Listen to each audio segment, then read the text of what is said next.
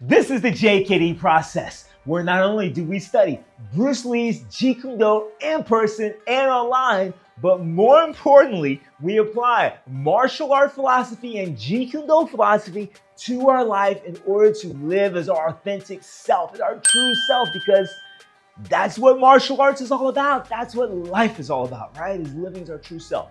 I'm your coach, Sifu Rob, and in this video, we're gonna break down kind of the opposite of what I just said. When is it not okay to be your true self? When should you be fake? When should you lie? When should you not be who you truly are, okay? And there's a time for that. Let's break it down.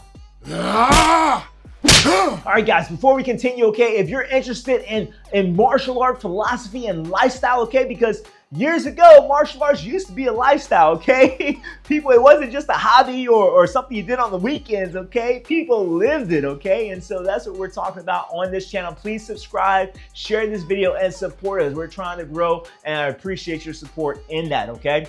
All right, let's go ahead and break it down here. What we're talking about today is, when is it not wise, okay? When should you not be your authentic self? Because, you know, for the last few videos here, I've been telling you to live as your true self, okay? And that's what's gonna bring you peace. That's what's gonna bring you happiness, okay? And learning how to identify those things that are truly not who you are, okay? Because many of us confuse our beliefs and ideas about ourselves and others. We confuse those things for who we truly are. And so we don't tend to know ourselves, okay? And so really, and then we end up being miserable, right? And unhappy, okay? And we don't know why, and we're looking for it and searching, and it's just a whole industry.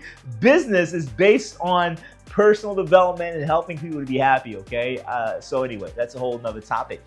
But when is it, you know, not good, okay, or not wise, okay, in order to be your true self, okay? And there's times where being your true self is, you know, not the idea that you should do in that moment, right? So I'll give you an example, okay? Let's say you're at work, right? You know, let's say you're at work and you're dealing with an angry customer or client, okay? And they're just giving you grief, okay, about something. Or maybe it's your boss. Maybe it's your supervisor, manager, or whoever, okay? Or director, whatever it is, okay? And they're just giving you all sorts of grief, okay? And you probably experienced that, okay?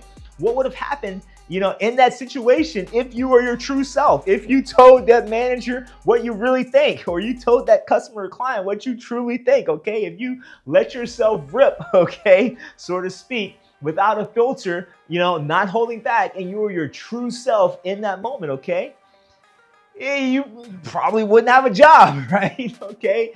So there's times and situations where, you know, being our authentic self is not practical, right? It doesn't, you know, it is always possible, but it may not be practical in that situation. And there's also times where it's just not a wise thing to do, okay? So another example, right? Let's say, you know, your true self, who you truly are, you're very honest, you're very open, and that's who you are. You let people know who you are, you know, regardless, okay? But let's say, you know, you're in a situation where you meet someone who's a threat, okay? And that person wants to know where the nearest person they can victimize is, okay? They're coming to you and say, hey, I want to go victimize somebody. You can, you know, think about it whatever way you want to, okay? But they want to go victimize somebody. Are you going to be honest and tell them the truth about where to go do that? Or are you going to maybe, you know, tell them something else, right? You know, maybe lie, right? You're not going to tell them the truth about where to go to find a victim, okay? If that's what their goal is, okay?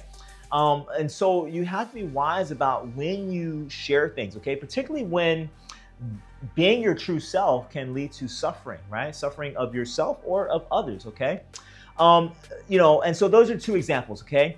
But really the one I want to talk about is really deals with protecting yourself, okay? Protecting yourself. And this is important because this is something I've experienced a lot, you know, recently, okay? Because I'm on this path, right? Like many of us are. Many of you guys are on this path. You want to live more authentically. You want to express yourself more. You want to be more open, honest, and authentically you, particularly around those around you, okay? You don't want to always be in the sense like you're at work, right? When you're at work, you have to be a certain way. There's expectations, right? Your supervisor or your clients, your customers, whoever, there's expectations they have of you, and you can't truly be who you want to be, okay? So when you get home, you cut loose, you let your hair down, and you're your true self, okay? And that feels great, okay? But there's times where you aren't that, okay? And so more and more in our lives, we're trying to live more authentically, 24/7, okay? But there's times where when you are authentic, okay, it also exposes you to vulnerability, okay? And you can get hurt because now when you are your true self, you're also more open, okay? I personally experienced this, and maybe you guys have experienced similar things, okay? I personally experienced this growing up, okay? In school, I was bullied, all the time, okay? All the time I was bullied, okay? And so it was a tough experience, right?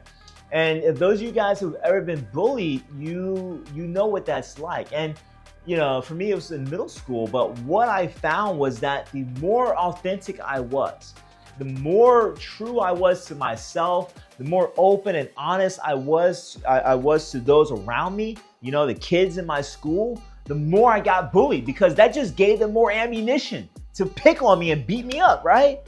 That just gave them more ammunition. So what did I do, right? I learned at a very young age to not say anything, right? To just be silent, So they ask me a question or they want to know something, the kids in the school, right? I just wouldn't say anything. I just ignore them, right? So I learned how to do that, okay? Now there's pros and cons to that, right? On the one side, I was able to defend myself a little bit more so, right? Against being bullied and picked on because they had less ammunition to use against me, okay? Because anything I said to them, they would absolutely use against me, come back to bite me later, okay? But then by not saying anything, now what's happening, right? Now I'm silencing my voice, right? Now I'm muffling my inner self. Now I'm not being authentic to who I truly am, right? Because I'm telling that person inside of me that you can't be you, right? Yes, it's to protect that person inside of me because it's not safe, right? That person inside of me is going to get hurt if they do, okay?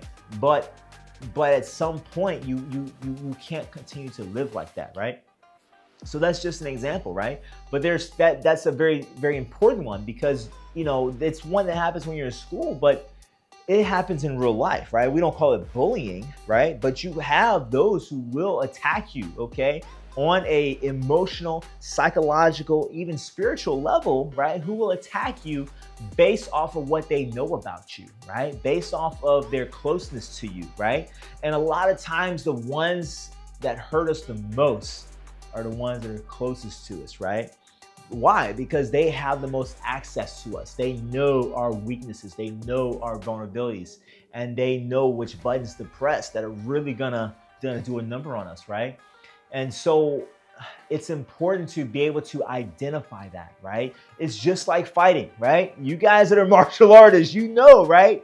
You don't want to show your opponent your weakness, right? If you are fully yourself, okay, in that fight, and you're showing your opponent all your strengths, all your weaknesses, and all the different things you can do, right? Well, guess what? Your opponent's gonna know you now, right? Your opponent's gonna know your strength. They're gonna know your weaknesses, right? They're gonna use that knowledge to beat you, right? To defeat you, okay? So the idea in fighting is not to show everything, right? You don't want to show everything, okay? Until you need to, okay? Until you have to, all right? Until it's time to win the fight, okay? Or punch or kick, whatever the case is, okay? Punch when you need to punch, kick when you need to kick, right? So, but we do this in life all the time. We reveal our cards all the time, and that's good in a way because we're being authentic. We're being everything I talked to you guys about, being authentic, we're being honest, we're being open, right? We're being vulnerable, okay? And that's supposed to be good for communication and relation, right? With other human beings, okay? However, when that other side doesn't quite feel the same way, right? Then that can lead to pain, okay? And that other side, even unconsciously, right? That individual who's close to you can hurt you, right? And so it's important to understand, that aspect, okay? And so you have to know when you need to defend, right? When you need to cover, when you need to block, okay? And blocking means that you're not revealing as much of your nature and who you truly are, okay? Especially if you can't defeat that opponent, right? There's one thing in your life if you reveal your true self, your true nature, and you can defeat that opponent, right? So if you're at work and you're gonna let your boss have it, okay?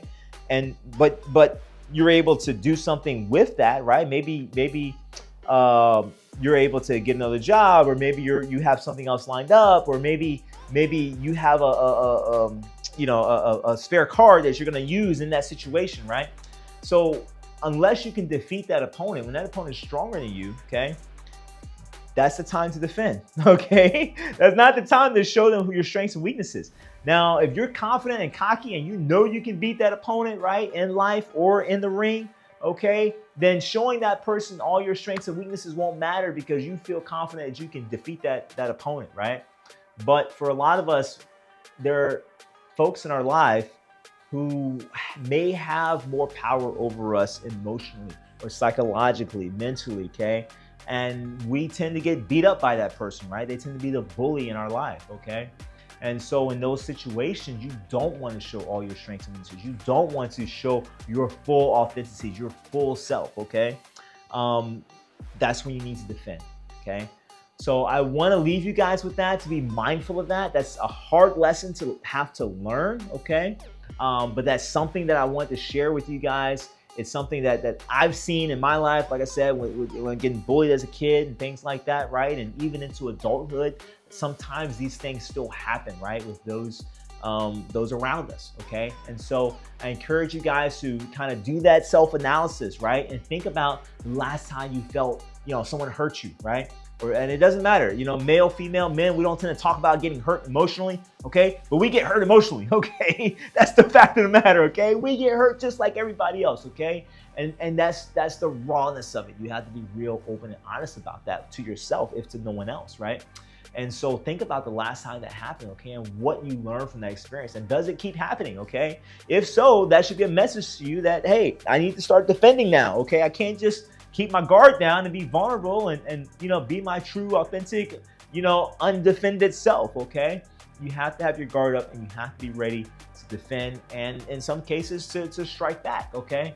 But I want you guys to apply the same things you do in the ring. I want you to understand how these same lessons also apply in your life, okay? It's just hard because sometimes we don't recognize the opponent, right?